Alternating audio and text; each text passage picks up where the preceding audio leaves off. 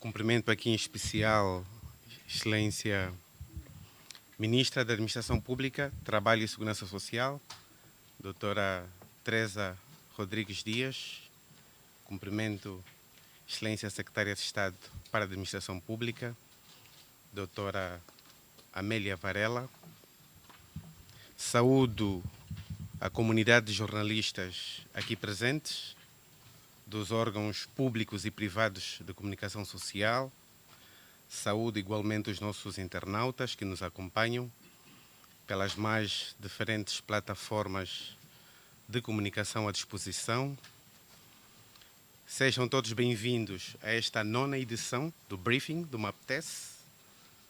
Hoje, especialmente direcionado para as matérias do trabalho, da formação profissional e da segurança social.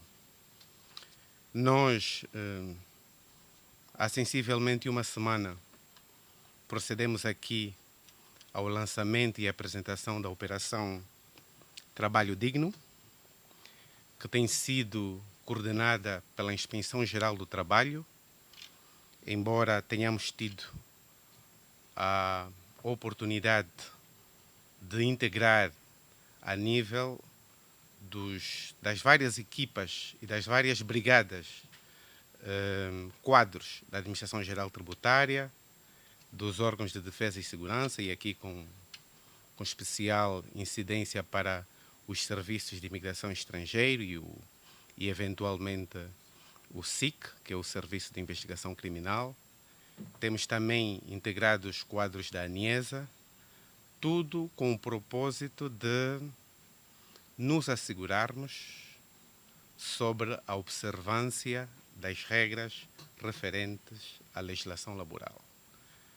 Ao longo dos últimos meses, desde março, em que foi publicada a nova Lei Geral do Trabalho, tivemos a oportunidade de partilhar com a comunidade o novo quadro jurídico laboral, muito mais virado para a dignidade do trabalhador, muito mais virado para as tendências atuais da regulação das relações jurídico-laborais, e por isso a Operação Trabalho Digno tem efetivamente o condão de constatar, a nível dos vários estabelecimentos, o cumprimento e a conformidade dessas regras.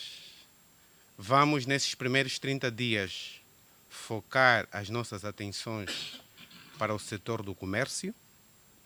Nos 30 dias subsequentes, vamos olhar para o setor da construção civil e, finalmente, olharemos para o setor da segurança pessoal e patrimonial. Não que sejam as únicas áreas, mas estas são as mais críticas, dali que a Operação Trabalho Digno tenha sido concebida para durar estes 90 dias, sem prejuízo das ações ordinárias da Inspeção Geral do Trabalho. Nestes primeiros dias de operação, os resultados parecem-nos muito animadores. Temos qualquer coisa como 223 visitas feitas, e aqui não apenas a nível de Luanda, as províncias do Namibe, do Ambo, de Malange, do Bié destacam-se.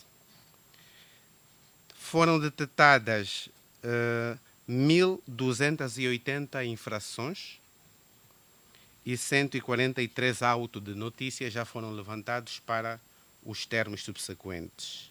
Queremos aqui assegurar a regularidade desta operação e queremos aqui assegurar que a dignidade do trabalhador e o cumprimento da legislação laboral continua a ser um compromisso firme do Ministério da Administração Pública, Trabalho e Segurança Social, através da Inspeção Geral do Trabalho. Nós também temos a oportunidade de partilhar com os jornalistas aqui presentes o quadro das mediações laborais. Não obstante o facto da nova Lei Geral do Trabalho já não impor como fase obrigatória e prévia ao acesso aos tribunais uma mediação ou o recurso aos meios de resolução extrajudicial de litígio, felizmente a Inspeção Geral do Trabalho continua a ser a primeira escolha, a primeira instituição em que os trabalhadores em conflito com os seus empregadores recorrem para verem resolvidas e verem dirimidas as suas questões e os seus problemas. É assim que ao longo do primeiro semestre, nestes primeiros 6 meses, nós recebemos 3.217 solicitações para mediações, 1.250 mediações foram feitas, 1.250 mediações foram feitas, 887 das quais já resolvidas,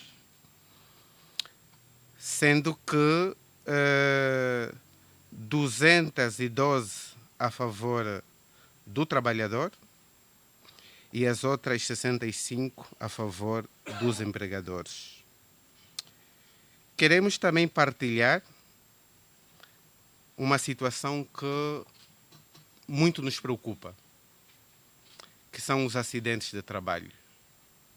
Continuamos a testemunhar um número significativo e preocupante de acidentes de trabalho, fruto do incumprimento das normas laborais, fruto do incumprimento das recomendações básicas da Organização Internacional do Trabalho, fruto de alguma insensibilidade que, infelizmente, alguns empresários ainda representam.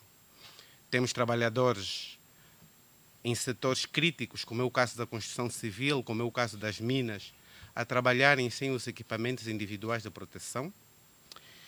E por isso, ao longo do primeiro semestre de 2024, foram registrados 946 casos de acidentes de trabalho, 763 considerados como leves, 171 acidentes graves e, infelizmente, 12 dos quais foram fatais. Portanto, perdemos 12 trabalhadores por causa desta situação. Por causa da importância que a segurança, a saúde e a higiene no trabalho representam para nós, a última sessão do Conselho de Ministros, nós tivemos a oportunidade de apresentar e ver aprovados 2 projetos de decreto presidencial virados para a questão da segurança, da saúde e da higiene do trabalho e que vão, no fundo, materializar a estratégia que foi definida para que mais privados e mais empresas particulares possam estar inseridas no âmbito do processo de certificação, no âmbito do processo de realização de exames de saúde ocupacional. Queremos também partilhar aqui algumas realizações no âmbito do domínio do trabalho e partilhar a boa nova do lançamento do Fundo Nacional de Emprego, que já tem data, hora e local. No próximo dia 6 de agosto, teremos a oportunidade de lançar oficialmente as operações do Fundo Nacional de Emprego. E a nossa expectativa é que este instrumento vai dinamizar o processo de formação profissional, de empreendedorismo e de fomento ao emprego.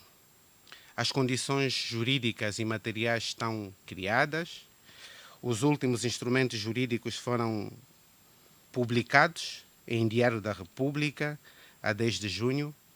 O contrato entre a entidade gestora e o governo de Angola já foi celebrado e a nossa expectativa é que no próximo dia 6 de agosto, a propósito, aproveitamos para convidar-vos, teremos a oportunidade de lançar e apresentar todas as iniciativas que serão financiadas pelo Fundo Nacional de Emprego.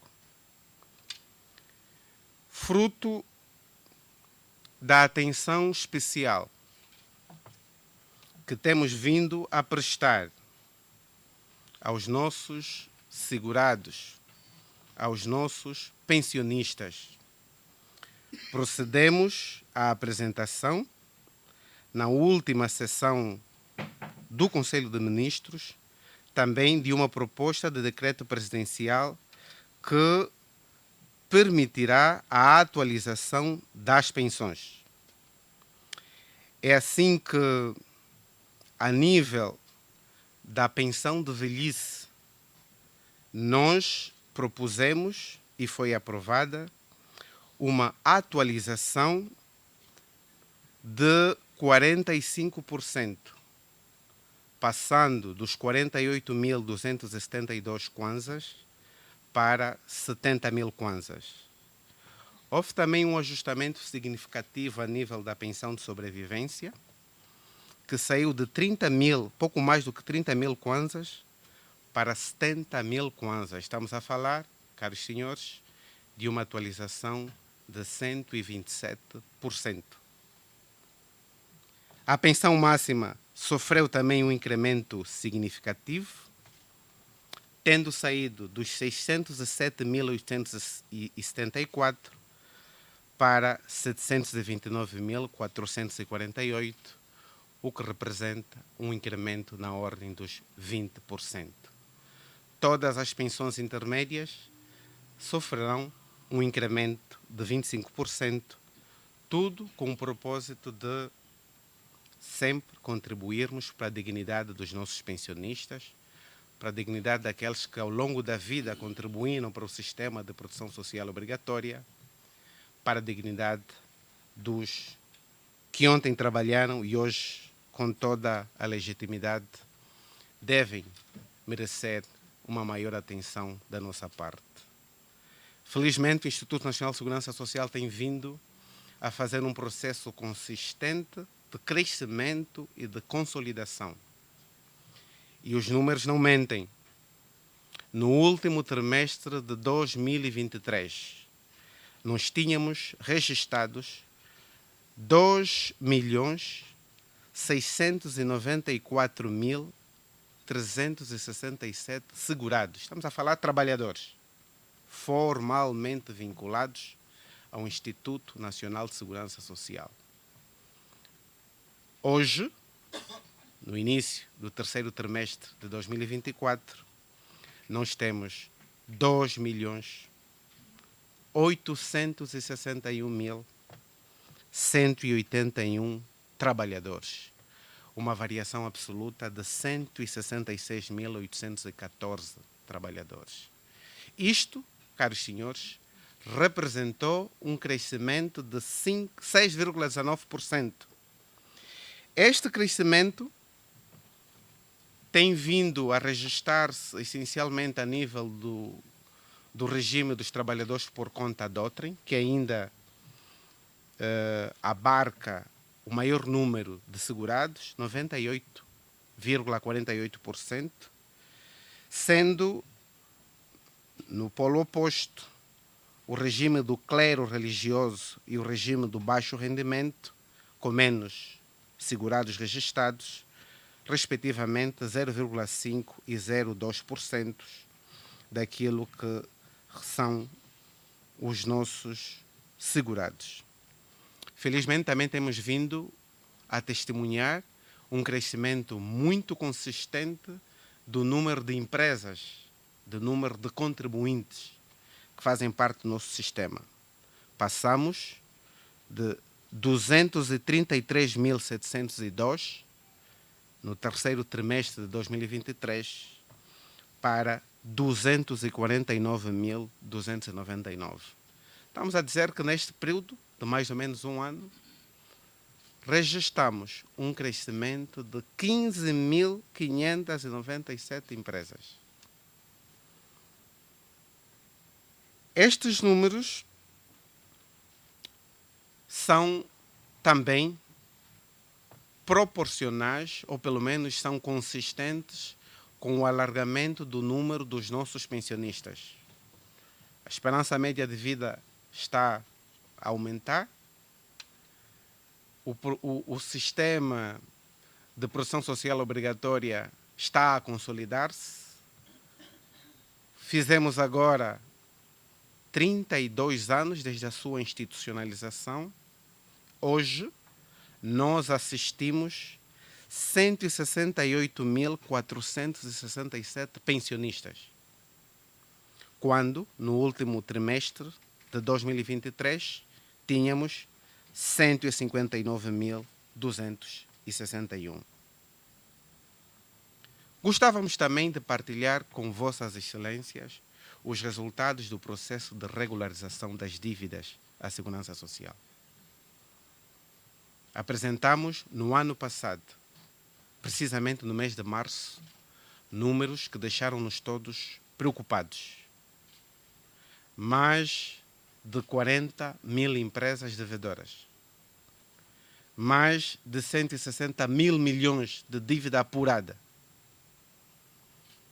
Estes números colocavam em causa, ou pelo menos ameaçavam, a médio e longo prazo, a sustentabilidade do sistema.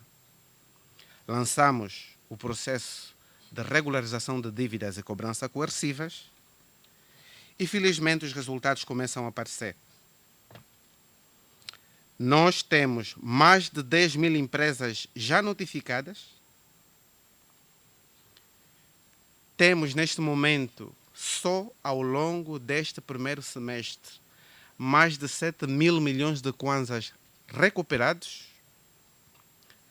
Estão e já foram instaurados 113 processos de cobrança coerciva, portanto, processos que correm no tribunal, alguns dos quais já estão encerrados, mas ainda temos 87 processos ativos e os 26 já estão encerrados, e recuperamos por esta via, a nível dos tribunais, 2.125 milhões 577,58 kwanzas. Isto em pouco mais do que 15 meses.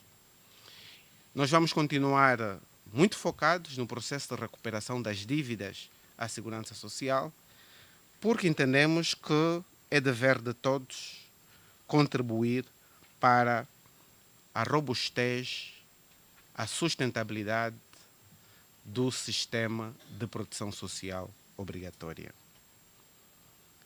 Ao nível do Instituto Nacional de Qualificações também temos boas novas. Sua Excelência Ministra da Administração Pública tem vindo a insistir no tema referente à necessidade da melhoria da qualidade da formação profissional. Muito se fala a respeito da qualidade dos quadros que o sistema de formação profissional, que o sistema de formação técnica profissional colocam à disposição do mercado.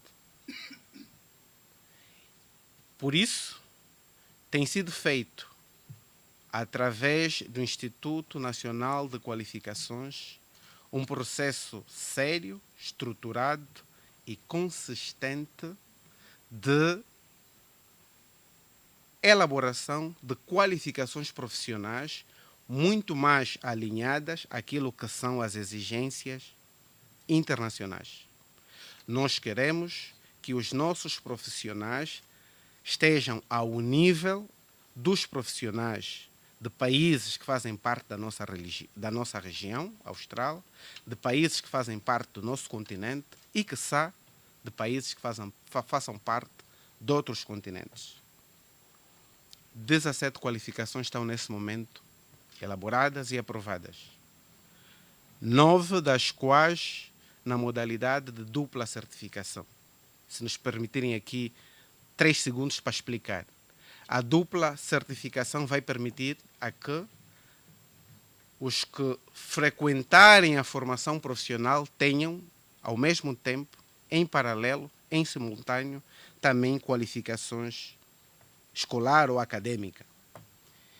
Estas certificações viradas essencialmente para eletricidade, energias e ambiente, metalurgia, metalomecânica, administração, gestão e serviços de apoio, construção civil e urbanismo, foram selecionadas não por acaso.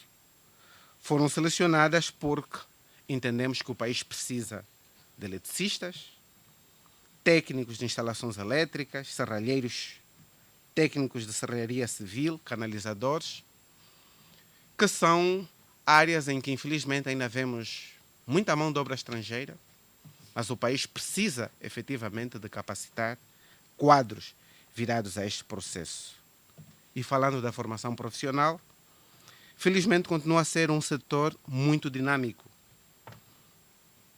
Neste primeiro semestre, nós tivemos a oportunidade de registrar uma procura muito grande a nível daquilo que são os serviços do Instituto Nacional de Emprego e Formação Profissional, o INEFOP. Testemunhamos